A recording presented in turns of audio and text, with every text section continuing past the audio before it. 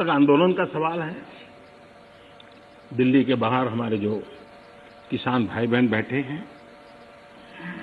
जो भी गलत धारणाएं बनाई गई, जो अफवाहें फैला गई, उसके शिकार हुए हैं। ये नए कानून अध्यक्ष जी किसी भी के लिए बंधन करता नहीं है। ऐसे कानून है, उनके लिए ऑप्शन है, और जहां ऑप्शन है वहां विरोध के लिए कोई कारण ही नहीं है। ये हो हल्ला, ये आवाज, ये रुकावटें डालने का प्रयास एक सोची समझी रणनीति के तहत है, और जो झूठ फैलाया है, जो अफवाहें फैलाई हैं, उसका पर्दाफाश हो जाएगा, सत्य वहां पहुंच जाएगा तो उनका टिकना भारी हो जाएगा। और इसलिए हो हल्ला करते रहो, जैसा बाहर करते हैं वैसा अंदर भी करते रहो, यही खेल चलता रहा है। लेकिन इससे कभी भी आप लोगों का विश्वास नहीं जीत पाओगे, मान के चलो। बहुत पुरानी पार्टी कांग्रेस पार्टी, जिसने करीब करीब 6 दशक तक इस देश में एक चक्री शासन किया, ये पार्टी का ये हाल हो गया है कि पार्टी का राज्यसभा का तबका एक तरफ चलता है और पार्टी का लोकसभा का तबका दूसरी तरफ चलता है। जहां तक आंदोलन का सवाल है, दिल्ली के बाहर हमारे जो किसान भाई बहन बैठे हैं, जो भी गलत धारणाएं बनाई गई, जो अफवाहें फैला गई, उसके शिकार हुए हैं। लेकिन मेरा पूरा भाषण बोलने के बाद सब कीजिए, आपको मौका मिला था।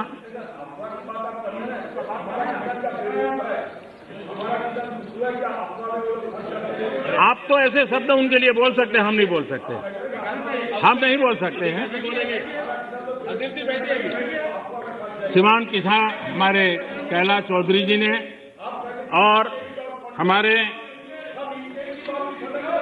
ये समय बोलते ही रहेंगे क्या? माननीय, आपको पर्याप्त समय, पर्याप्त अवसर दिया था, आपने पूरी बात कही, उस समय किसने टोका टोकी नहीं की। प्लीज प्लीज आप मत। माननीय प्रधानमंत्री, माननीय अधीर रंजन जी, प्लीज प्लीज।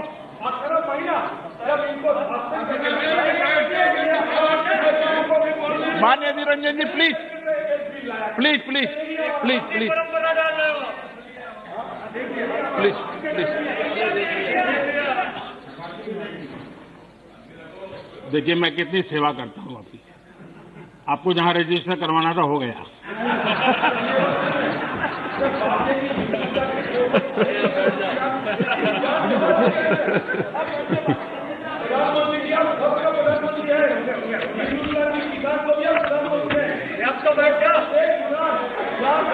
माननीय अध्यक्ष जी,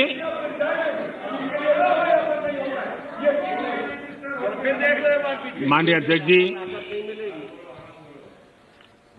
आंदोलन कर रहे सभी किसान साथियों की भावनाओं का ये सदन भी और ये सरकार भी आदर करती हैं, आदर करती रहेगा।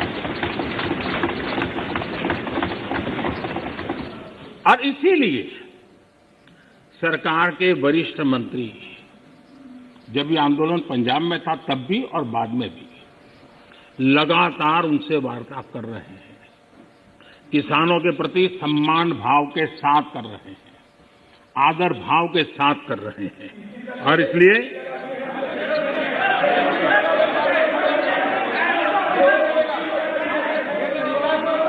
आपने 30 मिनट,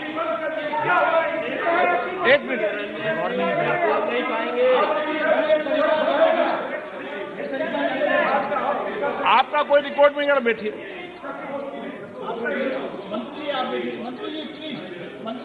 अधीर बाबू कुछ कहना है तो और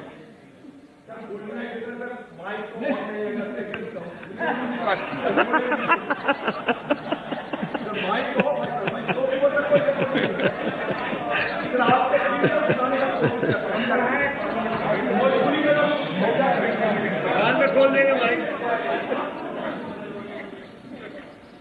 माननीय अध्यक्ष जी, बीच बीच में जरूरी होता है सर। लगातार बातचीत होती रही है और जब पंजाब में आंदोलन चल रहा था उस समय भी हुई है, दिल्ली आने के बाद हुई ऐसा नहीं है। बातचीत में किसानों की शंकाएं क्या है वो ढूंढने का भी भरपूर प्रयास किया गया। उनसे लगातार कहा गया कि भाई अपन एक एक मुद्दे पर चर्चा करें, और नरेंद्र सिंह जी तोमर ने इस विषय में विस्तार से बताया भी है राज्यसभा में। तो क्लोज बाय क्लोज चर्चा करने के लिए भी कहा, और हम मानते हैं कि अगर इसमें कोई कमी हो और सचमुच में किसान का नुकसान करते उसमें बदल करने में क्या जाता है जी।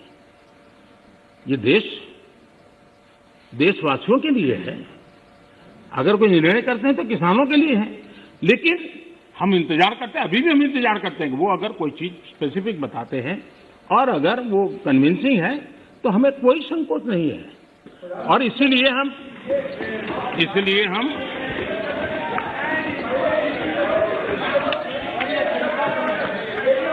शुरू में जब वो पंजाब में थे, आपने अपनी बात कह चुके हैं।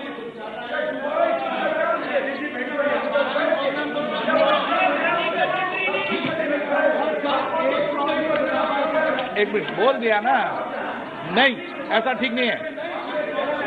आपको पर्याप्त समय पर्याप्त अवसर मैंने दिया था, किसी ने टोका टोकी नहीं की थी।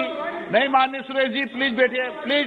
नो, ये तरीका नहीं है, नहीं, no.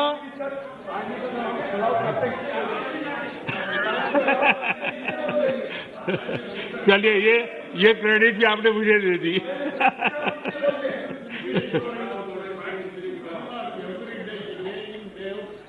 Mister Balu, please, please.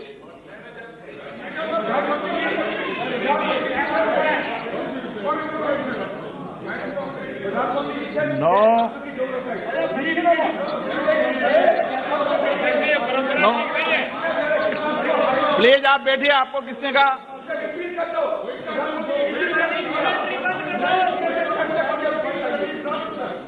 PR Balu ji, please, please, please, please. आपको मैं पर्याप्त समय पर्याप्त अवसर देता हूं। Please, please sit down. माननीय प्रधानमंत्री जी, आपका कोई नोट नहीं हो रहा। माननीय प्रधानमंत्री,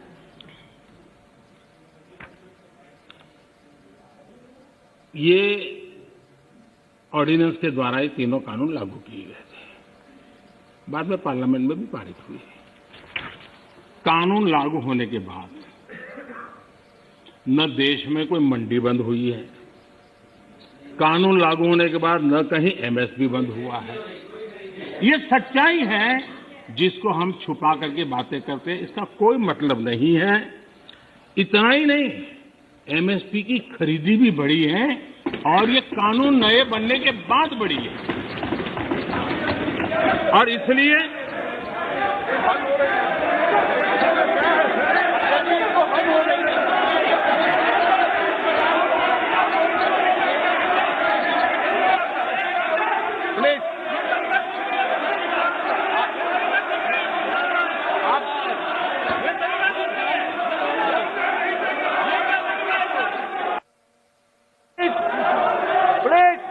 रंजन जी, प्लीज एक मिनट बैठिए, बैठिए, बैठिए, बैठिए, आसन पे बैठिए। माननीय सदस्यगण,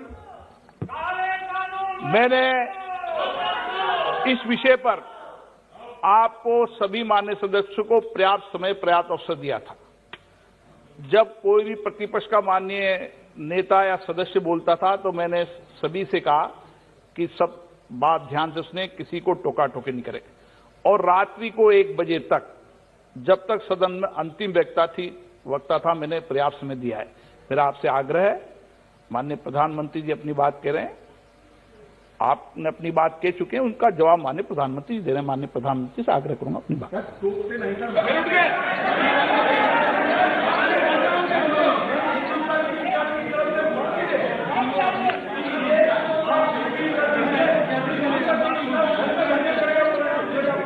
प्रधानमंत्री, माननीय अध्यक्ष जी, ये हो हल्ला, ये आवाज, ये रुकावटें डालने का प्रयास एक सोची समझी रणनीति के तहत है। और सोची समझी रणनीति ये है कि जो झूठ फैलाया है, जो अफवाहें फैलाई हैं, उसका पर्दाफाश हो जाएगा, सत्य वहां पहुंच जाएगा तो उनका टिकना भारी हो जाएगा। और इसलिए हो हल्ला करते रहो, जैसा बाहर करते रहो वैसा अंदर भी करते रहो, यही खेल चलता रहा है। लेकिन इससे कभी भी आप लोगों का विश्वास नहीं जीत पाओगे, मान के चलो। माननीय अध्यक्ष जी, ऑर्डिनेंस के बाद और पार्लियामेंट में कानून बनने के बाद किसी भी किसान से मैं पूछना चाहता हूं कि पहले जो हक उनके पास थे, जो व्यवस्थाएं उनके पास थी, उसमें से कुछ भी इस नए कानून ने छीन लिया है क्या? इसकी चर्चा, उसका जवाब कोई देता नहीं है। सब कुछ वैसा का वैसा वो है पुराना। क्या हुआ है? एक अतिरिक्त विकल्प व्यवस्था मिली है, वो भी क्या कंपलसरी है? किसी कानून का विरोध, यहां जाना है जाइए, आपको मर्जी पड़े वहां नहीं जाना है वहां जाइए, जहां ज्यादा फायदा हो वहां किसान चला जाए, ये व्यवस्था की गई है। और इसलिए प्लीज अधीर रंजन जी, अब ज्यादा हो रहा है। अधीर रंजन जी प्लीज, अब ज्यादा हो रहा है, अब ज्यादा हो रहा है। मैं आपका रिस्पेक्ट करने वाला इंसान हूं और मैंने पहले कह दिया, आपने जितना किया जहां रजिस्टर होना हो गया। और बंगाल में भी टीएमसी से ज्यादा पब्लिसिटी आपको मिल जाएगी। बाबा क्यों इतना है वो? हाँ दादा देखो, मैं बता दिया, चिंता मत करो, मैंने बता दिया।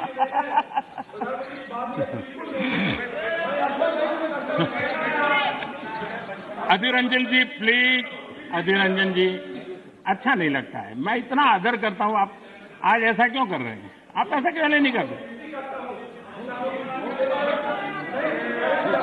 अरे भाई, हद से ज्यादा क्यों कर रहे हैं आप? Please Adhir Ranjan ji, please. माननीय सदस्य दादा प्लीज। ये नए कानून अध्यक्ष जी किसी भी के लिए बंधन करता नहीं है। ऐसे कानून है, उनके लिए ऑप्शन है, और जहां ऑप्शन है वहां विरोध के लिए कोई कारण ही नहीं बनता। हाँ, ऐसा कोई कानून जो ऐसे थोप दिया हो, उसके लिए विरोध का कारण बनता है। और इसलिए मैं कहता हूं लोगों को, और मैं देख रहा हूं आंदोलन का एक नया तरीका है। क्या तरीका है?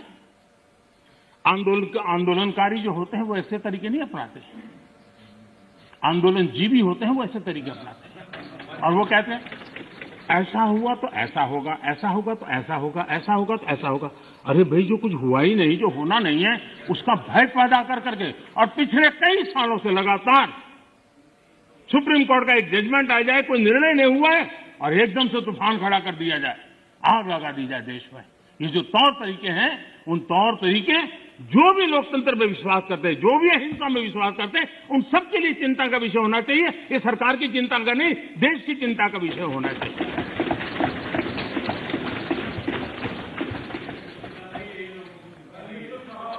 इस प्लीज बाद में समय मिलेगा आपको। नो माननीय अध्यक्ष जी, माननीय अध्यक्ष जी प्लीज, ये तरीका ठीक नहीं। माननीय अध्यक्ष जी, आप समझ, पुरानी मंडियों पर भी कोई पाबंदी नहीं है। इतना ही नहीं, इस बजट में इन मंडियों को आधुनिक बनाने के लिए, उनके इंफ्रास्ट्रक्चर को सुधारने के लिए और बजट की व्यवस्था की गई है। और उस बजट के माध्यम से माननीय अध्यक्ष जी, ये जो हमारे निर्णय है, वो सर्वजन हिताय, सर्वजन सुखाय की भावना के साथ लिए गए। माननीय अध्यक्ष जी, ऐसा क्या करते हैं? आप सीनियर व्यक्ति हैं, प्लीज प्लीज बैठिए। माननीय अध्यक्ष जी, इस सदन के साथी भली भांति इस बात को समझते हैं, लेकिन कांग्रेस और कुछ दलों ने बड़े जोर शोर से बातें अपनी कही, लेकिन जिन बातों को लेकर के उनको कहना चाहिए कि भाई ये नहीं, ये अपेक्षा ये होती है कि उन्होंने इतना स्टडी करके आना है। इतना ही नहीं, जो लोग ये कहते हैं, हाँ, मैं हैरान हूं, पहली बार एक नया तर्क आया इस सदन में कि भाई हमने मांगा नहीं था तो दिया क्यों? हमने मांगा नहीं तो दिया क्यों?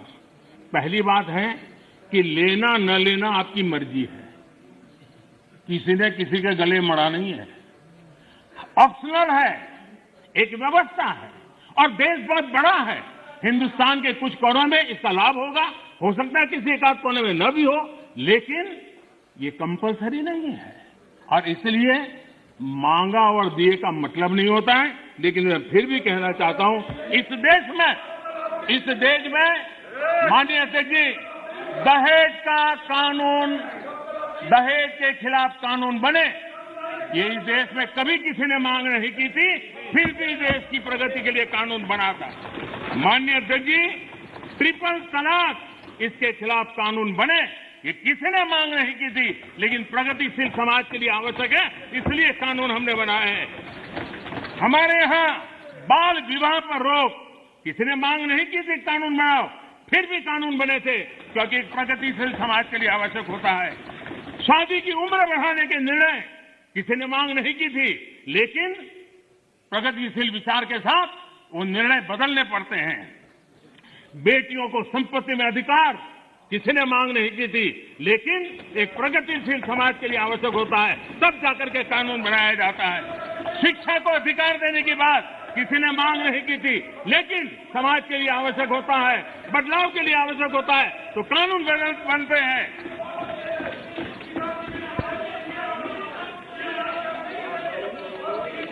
क्या कभी भी इतने सुधार हुए, बदलते हुए समाज ने इसको स्वीकार किया कि नहीं किया, ये दुनिया पूरी तरह जानती है।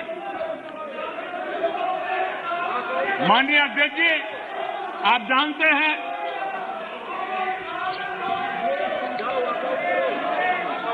उन्होंने पर्याप्त समय, पर्याप्त अवसर दिया है बोलने का, ये तरीका ठीक नहीं है आपका। ठीक,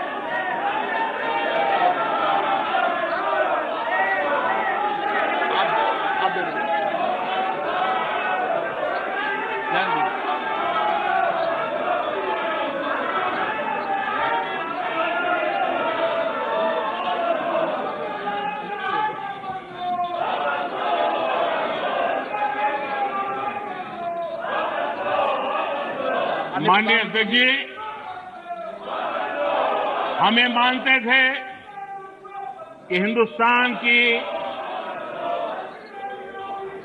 बहुत पुरानी पार्टी कांग्रेस पार्टी, जिसने करीब करीब 6 दशक तक इस देश में एक चक्री शासन किया, ये पार्टी का ये हाल हो गया है कि पार्टी का राज्यसभा का तबका एक तरफ चलता है और पार्टी का लोकसभा का तबका दूसरी तरफ चलता है। ऐसी डिवाइडेड पार्टी, ऐसी कंफ्यूज पार्टी न खुद का भला कर सकती है, न देश की समस्याओं के समाधान के लिए कुछ सोच सकती है। इससे बड़ा दुर्भाग्य क्या हो सकता है? कांग्रेस पार्टी राज्यसभा में भी है, कांग्रेस पार्टी के वरिष्ठ नेता राज्यसभा में बैठे हैं, लेकिन वो एक बहुत आनंद और उमंग के साथ वाद विवाद करते हैं, विस्तार से चर्चा करते हैं, अपनी बात रखते हैं। और यही कांग्रेस पार्टी का दूसरा तबका अब समय तय करेगा